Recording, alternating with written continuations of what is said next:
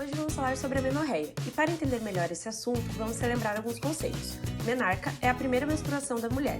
A menorreia é a ausência de menstruação. Ela pode ser classificada em primária ou secundária.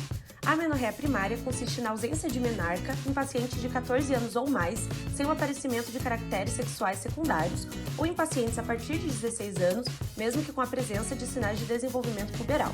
A menorreia secundária ocorre quando uma mulher que já apresentou a menarca, por algum motivo, para de menstruar durante determinado tempo. Em pacientes que possuem ciclos regulares, podemos considerar como a menorreia a ausência de menstruação por 3 ciclos consecutivos ou mais. Em pacientes com ciclos irregulares, a ausência de menstruação por um período de 6 meses qualifica-se como amenorreia. Para entendermos sobre as causas da amenorreia, precisamos entender a fisiologia da menstruação. O hipotálamo libera GnRH e isso estimula a produção de gonadotrofinas pela adenohipófise. O FSH, por sua vez, estimula o ovário a produzir estrogênio e progesterona, que agirão no útero e no ovário.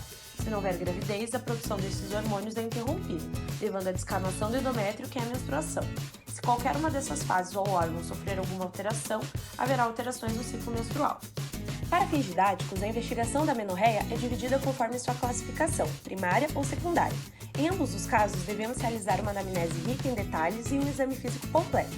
No caso da menorreia primária, o exame físico deve buscar estigmas de síndromes genéticas, ímen imperfurado e caracteres sexuais secundários. Além disso, devemos avaliar a presença do útero por meio do ultrassom e do próprio exame físico.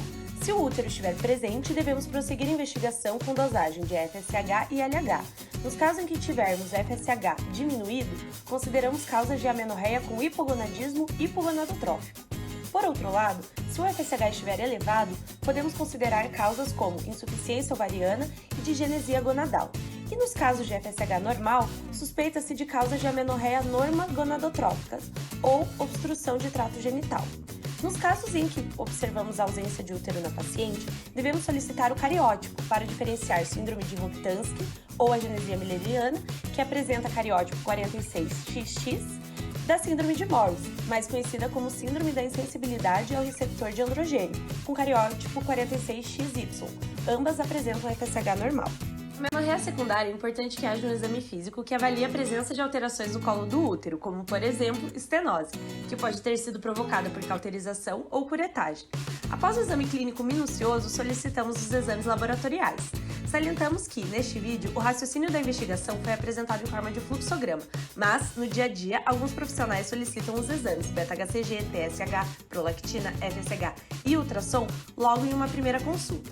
Primeiramente, analisamos o resultado do exame beta-HCG. Se positivo, já sabemos que a causa da menorreia é a gravidez.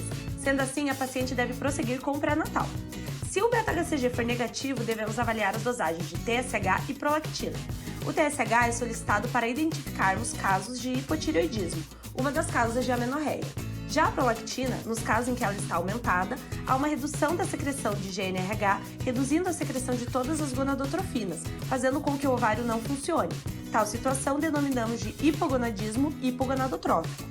Se a prolactina e TSH estiverem normais, prosseguimos a investigação, solicitando o teste da progesterona. Iremos oferecer para a paciente medroxiprogesterona durante 7 a 10 dias e após esse tempo, iremos realizar uma pausa de 7 dias. Se nessa pausa a paciente menstruar, consideramos o teste positivo. Nesse caso, a progesterona era o que faltava para a menstruação acontecer. Sabemos que é o corpo lúteo que produz a progesterona, e só temos o corpo lúteo se houver ovulação. Logo, nesses casos não temos ovulação, o que chamamos de anovulação crônica. Podemos investigar diagnósticos diferenciais de anovulação crônica, sendo o principal deles a síndrome dos ovários policísticos, além de hipertireoidismo, hiperprolactinemia, hiperplasia adrenal congênita tardia e tumores ovarianos funcionais. Por outro lado, se a paciente não menstruar, o teste é negativo, então prosseguimos com a investigação. O próximo teste a ser realizado é o teste do estrogênio, o qual estamos fornecendo estrogênio e progesterona. Se mesmo assim ainda não houver menstruação, o problema que temos é anatômico, ou seja, possuímos alguma alteração no trato de saída. Entre as principais causas temos a síndrome de Asherman, que são as sineques uterinas, e estenose do colo do útero. Nos casos em que o teste do estrogênio é positivo, observamos que o problema pode ocorrer no ovário ou em quem comanda ele. Para diferenciarmos, deveremos dosar o FSH. Nos casos em que o FSH está alto, temos o hipotálamo estimulando a hipófise e a hipófise produzindo o FSH. Logo, o problema encontra-se no ovário, o que denominamos de hipogonadismo hipergonadotrófico. é o que ocorre na síndrome de Savage, uma das causas de falência ovariana precoce. Agora, se ao dosarmos o FSH e encontrarmos um valor baixo, nós sabemos que o problema é uma causa central, podendo ser o hipotálamo que não está estimulando a hipófise ou a hipófise que não está respondendo ao estímulo do hipotálamo. Aqui temos o hipogonadismo hipogonadotrófico, sendo exemplo clássico desse grupo a síndrome de Sheehan. Para diferenciar ambas as situações, podemos realizar uma ressonância magnética de célula túrcica para avaliar a hipófise, mas outros protocolos sugerem que seja realizado o teste do GNRH. Após a aplicação pulsátil do GNRH, dosamos novamente o FSH. Caso o FSH esteja alto, notamos que o problema é no hipotálamo. Agora, se o FSH estiver baixo, o problema é na hipófise.